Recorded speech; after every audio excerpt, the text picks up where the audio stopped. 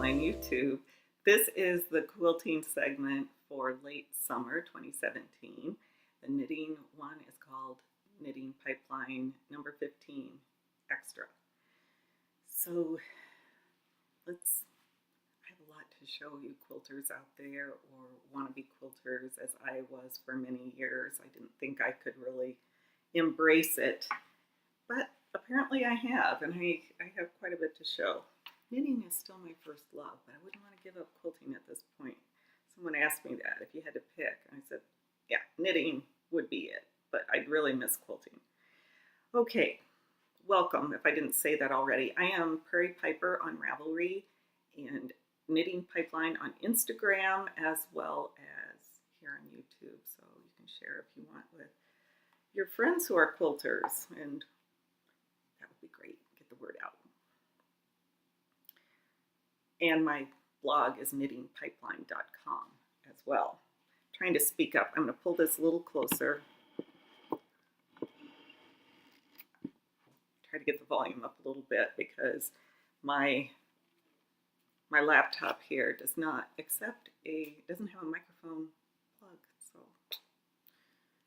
sorry about that. Okay, let's jump right into some of my finished projects. Last time I was almost done with the quilt that I made for the wedding.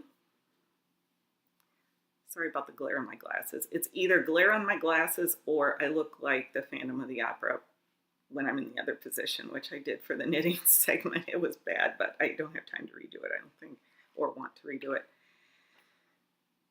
So this quilt, I finished it shortly after the episode. We had Danish visitors here at our house, and I gave it to the bridal couple. We had a party for the Danes here, and I gave the quilt to the bridal couple at the party because it just was going to be more fun for me, actually. Then I could get a photo of them. So I'm inserting that so you can see them with the quilt. They were thrilled. They really liked the embroidery part, which was the part I wasn't too keen on. And there was a little passport in one of the blocks and the American flag block, a heart block. So yeah, they really liked it, and I was very pleased with it.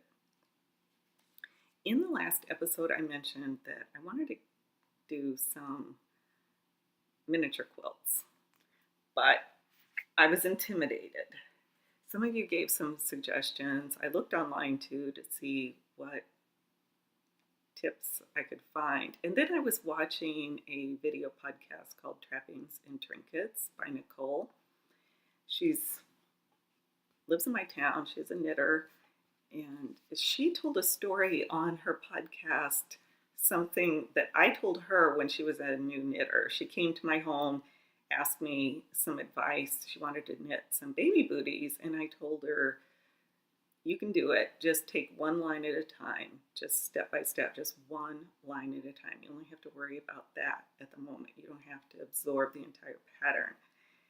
When she said that, I thought, wow, that was really good advice I gave. So maybe I should follow it myself.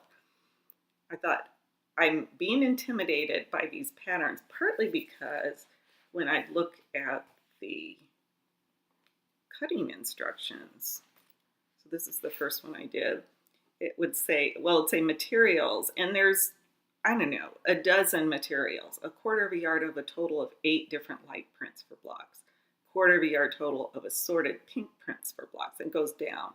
And then the cutting is 16 squares, 1.5 by 1.5, 4 sets of 4 matching squares, and all this cutting instructions. Normally for a quilt, I would follow that and cut out all the pieces to start with. But suddenly it hit me, why not just see what I need to make one block of this and not tackle all of that right from the get-go? So I did that. I looked at the piecing instructions, and it is a 4-patch. Well, I can do a 4-patch, even a tiny 4-patch. And that's what was intimidating me, was the size of the squares, because when you're doing really, I just suddenly thought the camera wasn't on, I had to check. When you're doing really small squares, your margin of error is reduced because if the seams aren't lining up, you don't have enough stretch. There's not as much play in it. So let me say the book I was using, I have notes all over this stuck on it. Small and Scrappy, Pint-Sized Patchwork Quilts Using Reproduction Fabrics by Kathleen Tracy. I want to make almost all of them. There's one that I don't think I will because the pieces are just they're ridiculously small, but most of them I think I would tackle. And this one is Indigo and Pink 16 patch. The finished quilt is 17 3/4 by 17 3/4. Each block is 6 inches by 6 inches. And so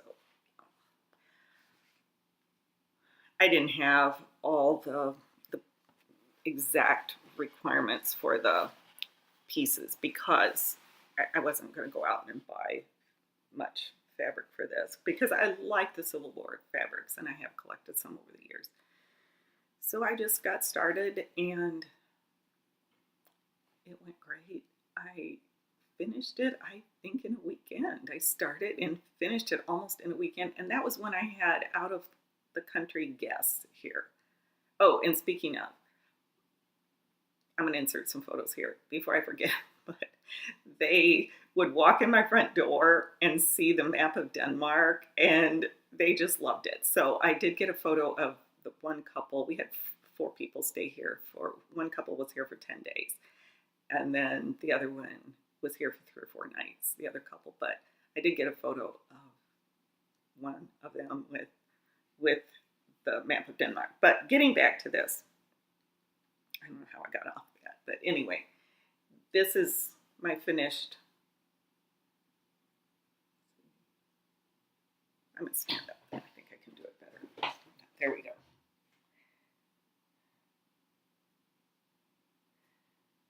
Okay. So I'm really excited about it. And I had fun with it. It was...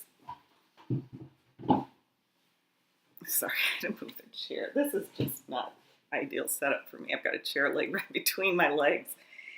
It was just so much fun, and I used my favorite paper plate trick, which I've shared before, where the different colors and the different pieces, I take just the cheap plastic plates and I'd write 2-inch here, or whatever it was. I don't even remember what these, I just told you 1.5 by 1.5 inch squares to start with. I think that was the smallest of anything on this one.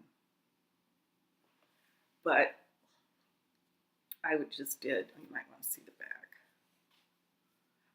Now, a lot of small quilt people do hand quilting. And if I weren't a knitter, I think I would, but my sit down time, I want to knit.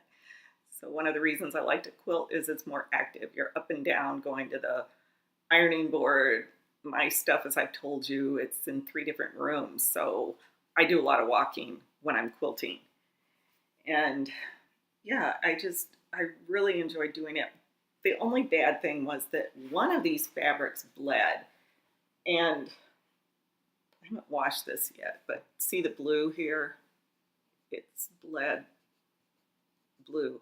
The odd thing was I had some really old fabric that I used on a quilt back in the 80s, and I at first thought it was that fabric that had bled, but it wasn't.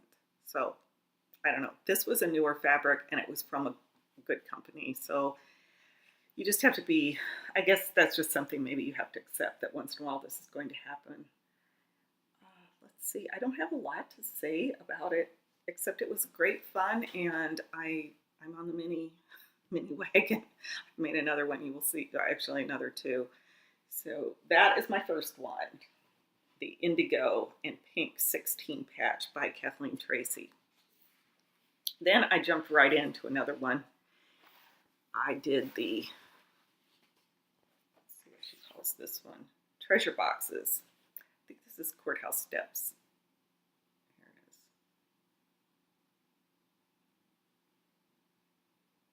This is smaller. The pieces are smaller. In fact, this center piece is about the size of a dime. So that gives you an idea. But it went really quickly too. I think a weekend project, and in a way I see this a little bit like a palette cleanser between a big project, that you do a big project and then do a small one and or two, and it's just kind of a nice thing to. It's very rewarding because you know you're not going to be spending months on it. So let's see a little bit more about this. I did actually take notes. My husband's a woodworker, a wood turner mainly. He has 2 lathes, and he has been keeping meticulous notes, and I've been trying to emulate that. But, okay, here are my notes on it. Oh, one of the things on a mini quilt is that Kathleen Tracy and others recommend a single fold binding. And on this first one, I was afraid to make it as small as she said, and it was too wide. She said she called for 1¼ inch, and I thought it would be too small. I looked in another book and they said 2 inches, but that was too wide. So I did adapt, but on the next one I did what she said.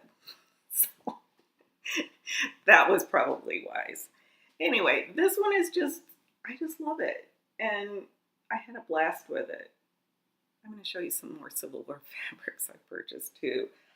I bounced back and forth between the 1930s and the 1860s, I guess.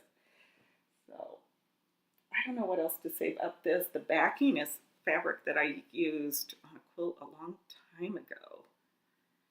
Yeah, one thing about small quilts is that you look at your fabric in a totally different way. And fortunately, I'm a saver of fabric and everything. Well, not everything, but I kept thinking one of these days I might need these little pieces. And yeah, if it's at least an inch, I'll keep it, because I was going back and digging in my scrap bin and pulling out, and sometimes it would be exactly what I needed, like this. This is from a quilt I made in 2010, I think. And it's not even a Civil War categorized, excuse me, a Civil War fabric, but it worked perfectly. And yeah, see what notes I have about this. I figure, I wrote down, it took me about 40 minutes per square to make it. So you can add that up. And then the backing and binding and everything. So 40 minutes. I mean, if you spend most of a Saturday working on it, or Saturday morning, a Sunday afternoon, or whatever, you will get quite a bit done. Now that did not include the cutting of the pieces, because I'd already done that. And I did do some chain piecing on this. I'm glad I have some basic quilting skills, though. I'm not sure that I would recommend this to a beginner, because you do need to know, you need to be accurate, and you also need to square things up, which I did. After each block was made, I squared it up and then make sure that everything was going to line up. Let's see, I started it on July 28th. I had finished all the blocks on July 30th, and then on July 31st, I put it all together, so with the binding and everything. No, I take that back. August 1st, I sewed on the binding. And the finished size is 11 by 11, so 5 days for this one. But still, I had house guests this time, and they would just walk by me. It was funny because my husband would be in his wood shop, I'd be knitting or quilting or in the kitchen, and after they were here for a while, I think when like the day before they left, they said, "You two sure are busy. You're doing a lot of things." I said, "Yeah, that's us." But yeah, and I had labels made with my logo. they're so handy to have. Sometimes I just put that on there and then write the year on the back, which I haven't done yet, but I will do. I just don't feel like making a label. When I get done with a quilt, I want to be done with it. So I can tell you where I got those. I got them at Mountain Street Arts on Etsy. And I uploaded my logo and did that. I also have some for my granddaughter that I put in her things. And by the way, we're still waiting. The baby was due 2 days ago, the 21st. It's now the 23rd. So I didn't think I'd be here this week. I thought we'd be long gone, which is why I didn't prepare much for the eclipse, because it was off my radar a little bit. Usually I'm really into stuff like that, but I just thought we'd be either traveling. We're really glad we were not traveling on the day of the eclipse, because it would have been awful. We would have been heading right down into the busy areas. So that worked out well. If I look like I'm tipping my head down like this, I am, because when I look at you straight on, I get the glare. And I've tried other rooms in my house, and this is the best room for doing this. Okay, so again, those are from the book by Kathleen Tracy, Small and Scrappy. She has a Facebook group, which I have joined, and I did post these on there, and everybody was so nice to compliment me. And right now, I just want to start on another one. I'm trying not to start another quilt because I know we'll be leaving, and in a way, it's easier to leave if I don't have to leave a project, because yeah, I just want to get back to it.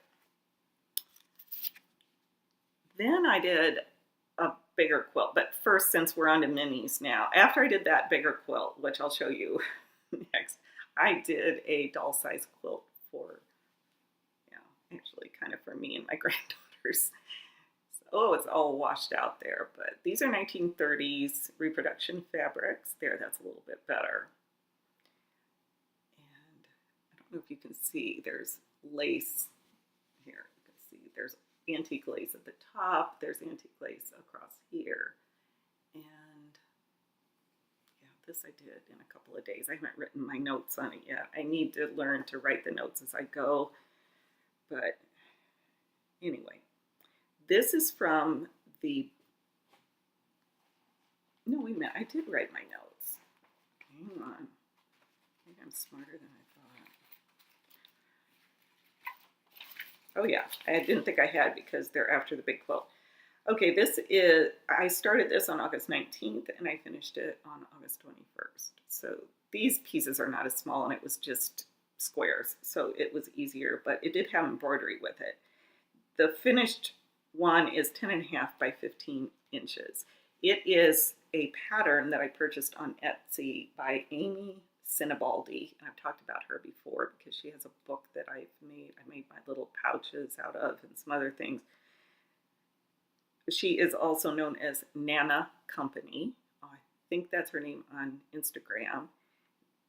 So I saw this on her blog somehow, maybe on Pinterest. I went to her blog, and then I went right to Etsy and purchased the pattern because I liked those embroidered animals so much.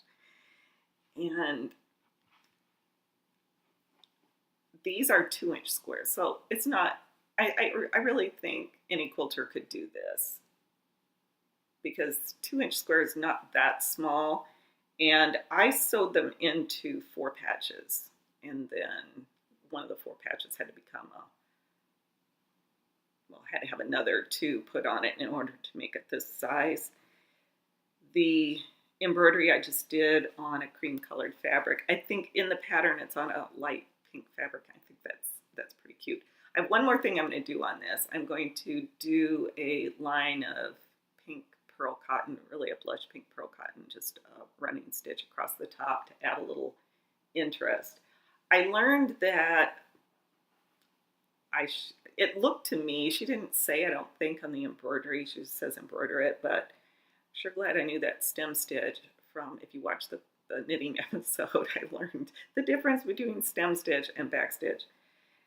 And there are some places that I'm not particularly proud of, but I learned that it was because my thread, I had too many strands in there, and like normally I recommend people don't point out their mistakes, but let's see, this one really looks kind of klutzy there, but it's a child's doll quilt, so big deal. I mean, really. It's not a major project, but it sure is majorly cute, I would say. And I don't have any label on this yet, but a blast. I totally had so much fun making this. So there we go. I like the bunny, I think, the best. And no major changes on the pattern at all. The antique lace I talked about when I did the bear pillow for my granddaughter. My grandmother gave me a box that said Marissa lace on it, and these were old pieces of lace that her family in Marissa, Illinois had cut off of pillowcases, aprons, whatever, and all these years, I think I've had it for, I don't know, 30, 40 years. I've never used it. So now I'm using it on these things for my granddaughter because, well, it's time. It's really time to do that. I'm in love with this. It's just the cutest thing. All right. Anything more about that? No, I don't. But let's go on to my big quilt now that I did. I started this quilt a week before the due date of the baby, and I thought, it's really, maybe I should get started on a quilt so that when I come back, I'll know right away what, I won't have that trying to figure out what to do next, that kind of thing. And I thought, I'll just cut the batting squares. That's where I thought I would be, and I ended up finishing the quilt. When it suddenly hit me that I might actually be able to finish the quilt before we left, I was just stunned. So this is a Quilt As You Go from the book by Jira Brandvig, which I thought, here it is. I've got all kinds of notes stuck in this. Quilt As You Go Made Modern. I've already pre-ordered her second book called Quilt As You Go Made Vintage, I think. I'm already in on that. This one is called The Emerald City.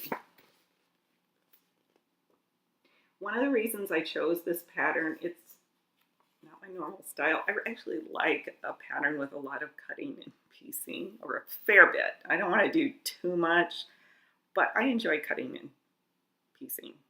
But the fabric had some large motifs on it, and this really was a good choice, I think, for this fabric.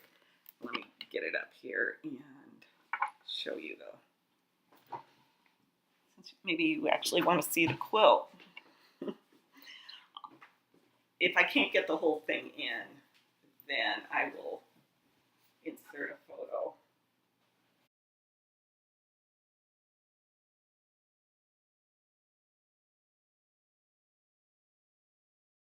Here it is. Now you can see there are hidden stars, or the sort of negative image stars. Yeah, I'm not going to be able to get the whole thing in. But because of the bird fabric, I didn't want that cut up into little pieces. And then also this Danish Christmassy winter fabric.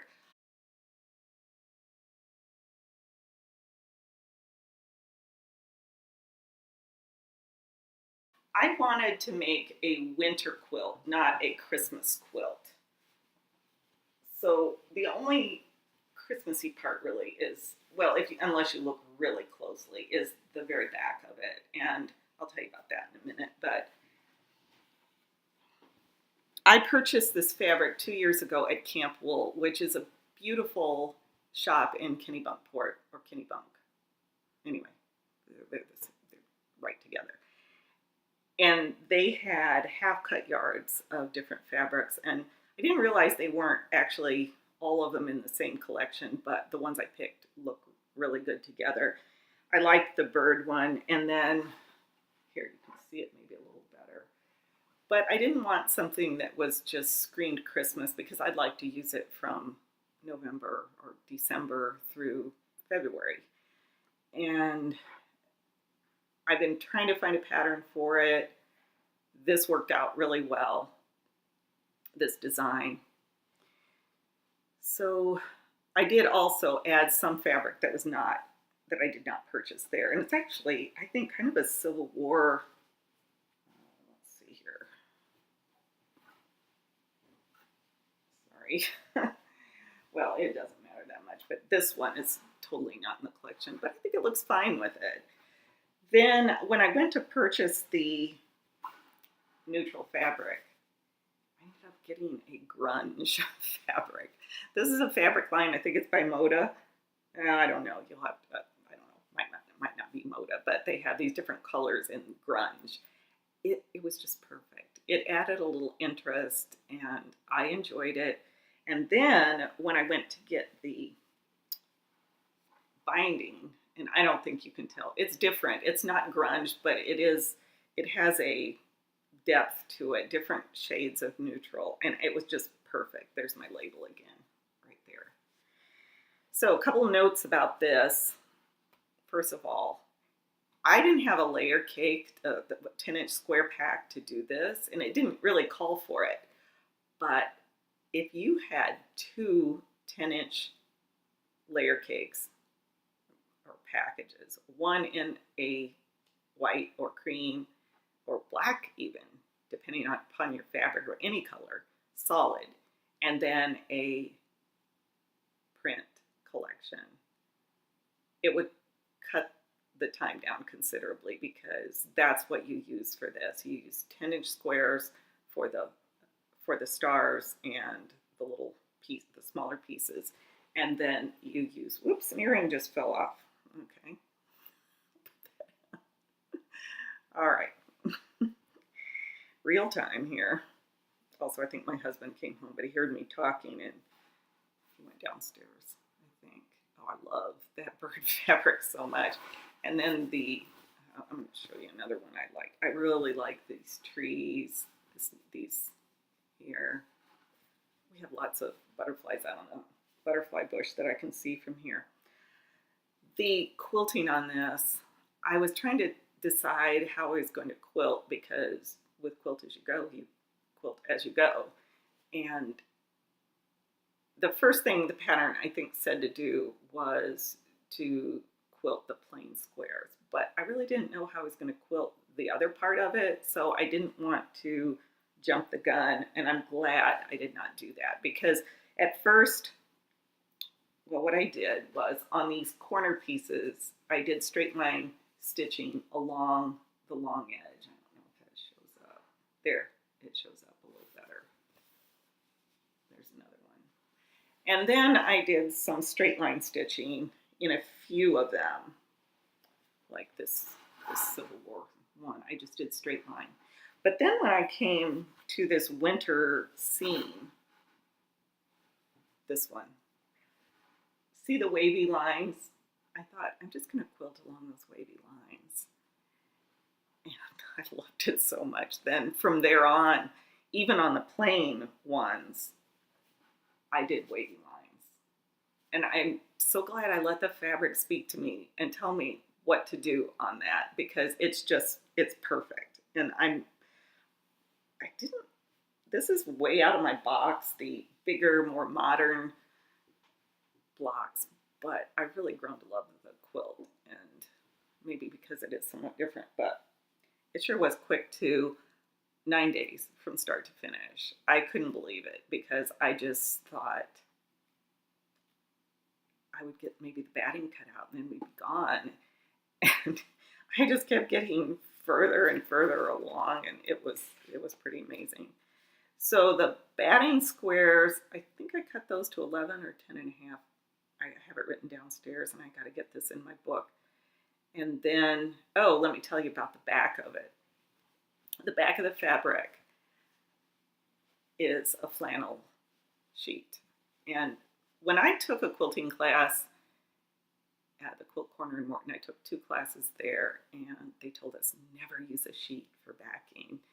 Never. And I thought, well, I totally agree you should not use a worn sheet or something, but these were brand new. They had never been on a bed. I purchased this queen size set because at the time, I was into making reusable gift bags. So I would make these drawstring bags and put gifts in them that could then be reused and save on paper. That was my thing at the time.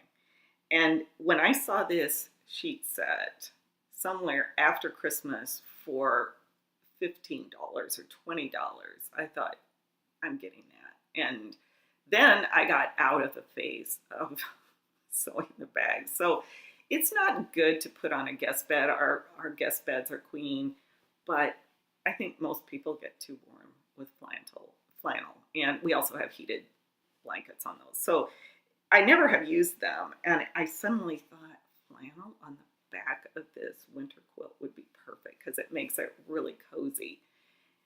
What I did was I have two long plastic tables in my workspace down there. I took my sewing machine, all that stuff off, and I took the fitted sheet and put it over the two tables, which was perfect because the elastic made it stay. I mean, it wasn't a perfect fit, but then I just went around with my cutting shears and I cut the elastic off, and then I took my steam iron and I ironed my Eurosteam, not a regular steam iron, the Eurosteam one, if you've heard me talk about that. And I'm going to do an episode on irons and talk about them a little bit, though I'm no expert, but I have to say, just as an aside, I don't use that Eurosteam on a regular basis anymore for everyday quilting, but when I need it, I'm really glad I have it because sometimes it is the tool for the job, and it was the tool for this flannel because I got all the wrinkles out on that table where trying to do it on an ironing board would have been difficult. So I did that, and then the quilt was already together and quilted. So then all you have to do after that, because the quilting's already done, you just need some basic quilting to hold so it's not like a big bubble. So I just stitched in the ditch. I don't think you can see it, but each square is just the stitch in the ditch is all I did. And it went so fast because this is 54.5 by 54.5, the end. And it was a lot of fun. So anyway, actually today, I could have used this blanket this morning. It was 54 degrees when I got up. We've had a very cool, ever since the middle of July, it's been beautiful here. We could use more rain, but we've had just, for the most part, really gorgeous weather. It gets down the 50s and 60s at night and 70s and 80s in the daytime. We've had no 90-degree days and up. And this morning it was so chilly on the porch when I ate breakfast that I had to put a fleece on and socks because my feet were cold. So this would have felt pretty good right today. Okay, what's my time? 32 minutes. It's a good thing I have this in 2 episodes. So knitting and quilting in two separate ones. Okay, I'm gonna break and get a few things to show you that I have purchased. Not much, actually. Maybe I don't. I think I'll just step out of the frame. Yeah, I think I'll just do that because there's only 2 things to show. I think I have actually purchased more, but I'm back. Got a few things here to show you. Because I've been on this Civil War, thing, I was looking around for Civil War stuff on Etsy. I don't know, my quilt shop does carry some, and I buy a lot there. I know I talk about buying on Etsy and Missouri Star Quilt Company, but I spend a lot of money at my local shop. So I know those ladies go to shows and buy from different places too. So I don't feel too bad about it, but a little bit. But I buy a lot there. Anyway, I stumbled across this place called My Red Door Designs, and I ended up buying quite a bit of Civil War fabric from them. They were really, here's some. They come like this. They're fat quarters, and they come rolled up like this. And it's a grab bag type thing. So you don't get to choose, but I I ended up ordering twice. I ordered and just one bundle, and then when they came, I was so excited that I ordered again because let's see, I don't I don't have my receipt here, but I think it was 10. You got 10 of these for $9.99, so 10 for $10, I think. And if I figured the shipping in when I got the two bundles, I think it ended up being $1.50 per fat quarter, and fat quarters run close, like generally $2.50 to $3 at least in my local shop, and I do buy plenty of them. Here's some.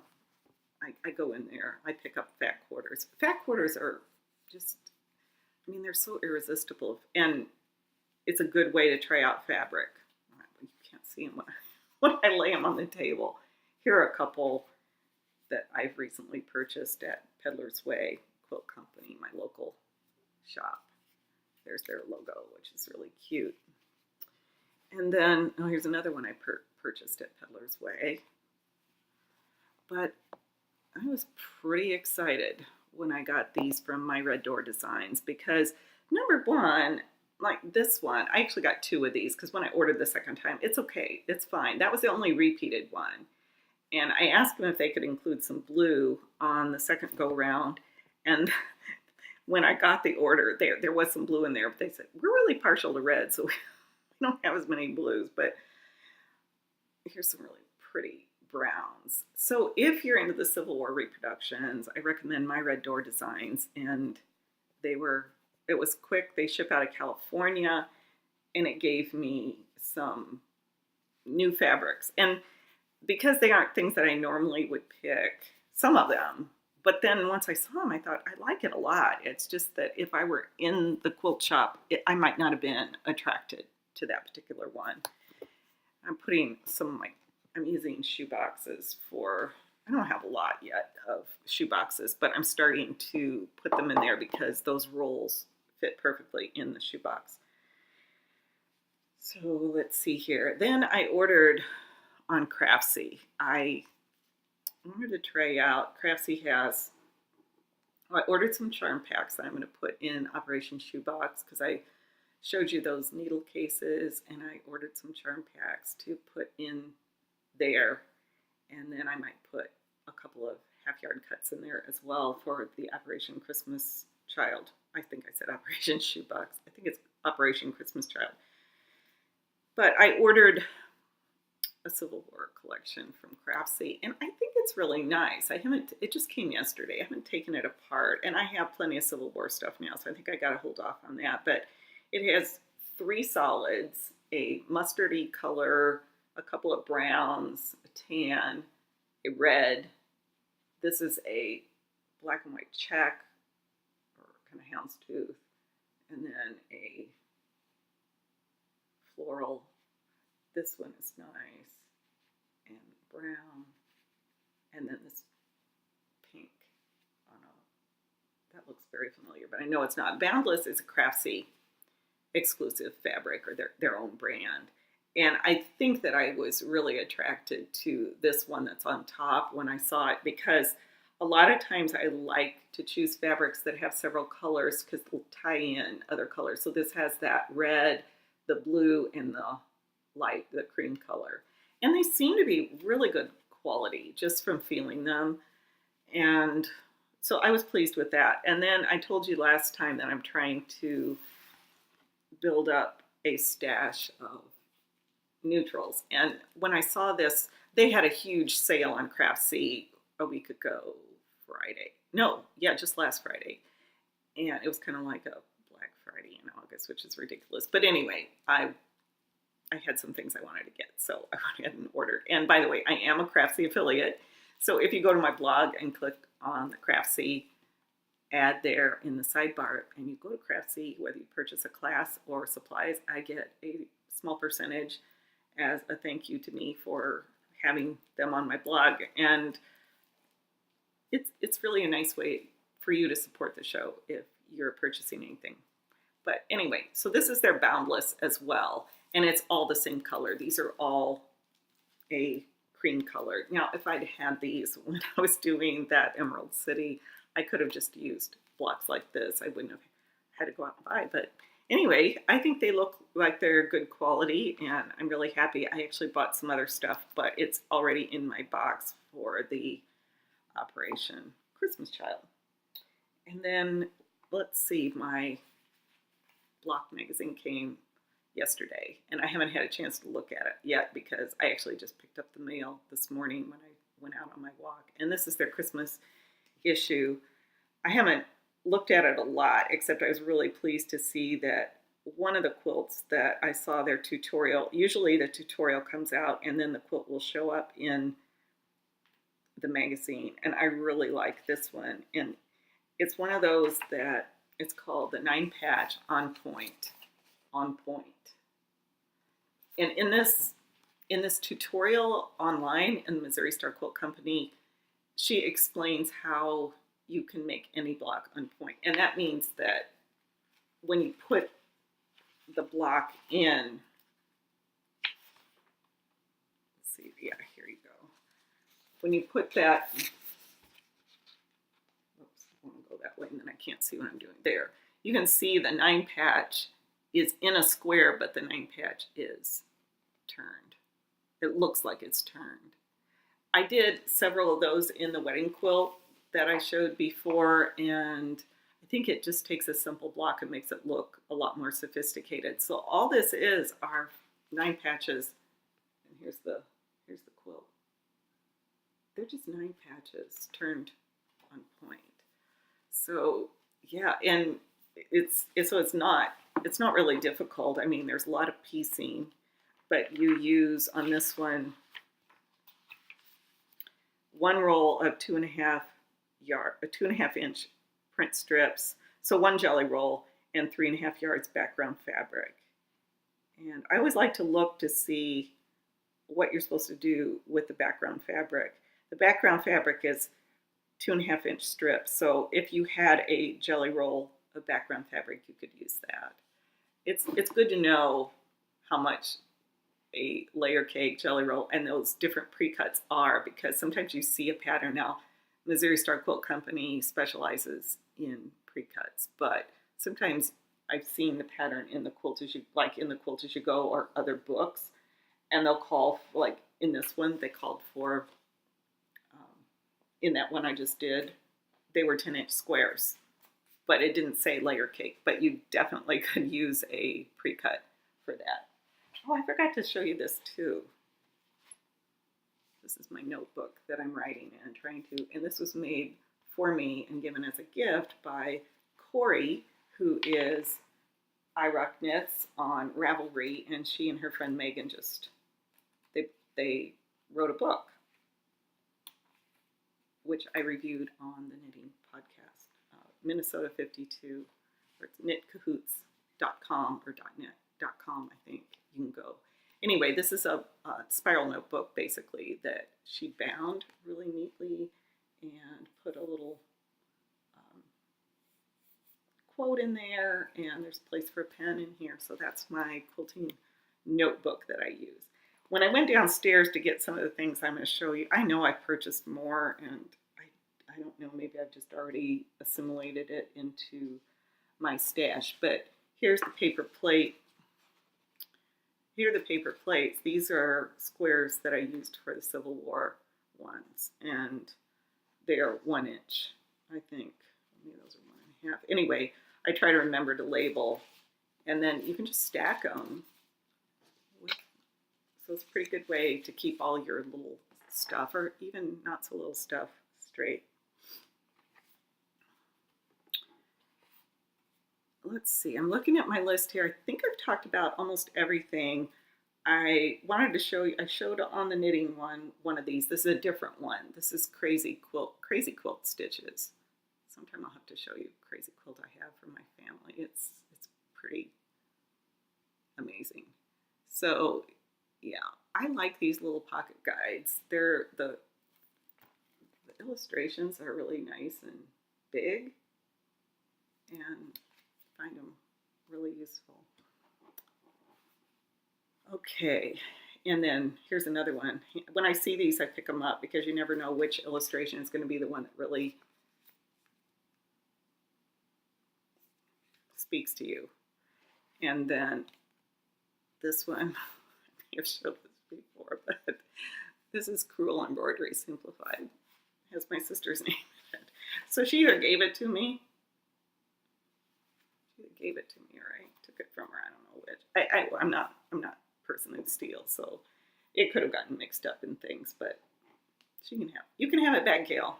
She watches the show. She's a quilter too, which we have a blast with. So anyway, that I think is all I'm going to show for today. Thank you so much for watching. And if you could share the podcast with a friend who is a quilter or wannabe quilter, I would appreciate it. Maybe we can get more people watching. Although I do appreciate everyone who has watched and also left comments, because your feedback does make a difference in encouraging me to keep going. So that works out great too. So thanks again, and I'll see you next month. Bye-bye.